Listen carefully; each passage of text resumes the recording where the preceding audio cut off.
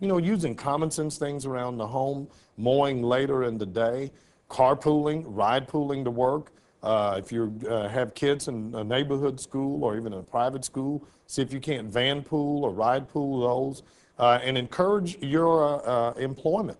Encourage your employer, wherever they are, to put in place strategies to encourage their employees to van pool. Look at more flexible hours at work. You can be an agent for change in many ways, but if each of us would just do what little bit we can, the cumulative effect, you know, of a region of 3 or 4 million people doing a little bit can really make a big difference in the quality of our air. One of the quiet success stories we have has been the implementation of our HOV lanes through DART, and obviously our initial DART rail line has been a huge success, but we're going to expand those HOV lines. This summer, we're officially going to open our new transit line between Dallas and Fort Worth.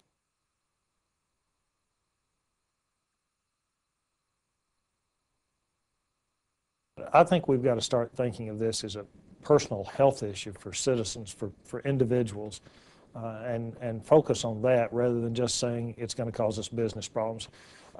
Most of us understand personal health, and we understand the health of our children.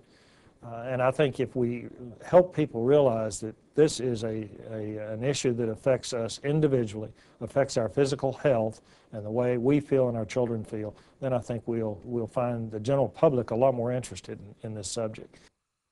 If everyone will pitch in and do one little bitty part of it, their own personal part, then collectively the benefits are enormous, and we'll see the air problem go away fairly quickly, I think.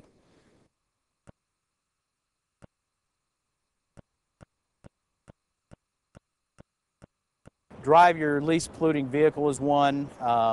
Carpool, telecommute if possible. Again, when you've got options in terms of different household chores like mowing your yard, barbecuing, things that traditionally end up with some actual emissions of VOCs or other compounds that lead to ozone, do those things later in the evening or stop and don't do them at all.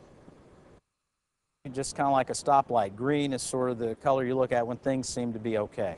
When there's a potential that we could be looking at a future violation, yellow.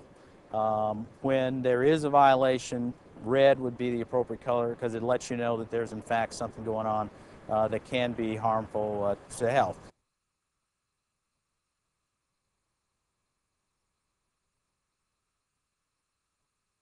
People who primarily are going to have problems with people who have pre-existing disease, the asthmatic or the patient with emphysema or chronic obstructive lung disease who has pre-existing disease is going to have a much more difficult time.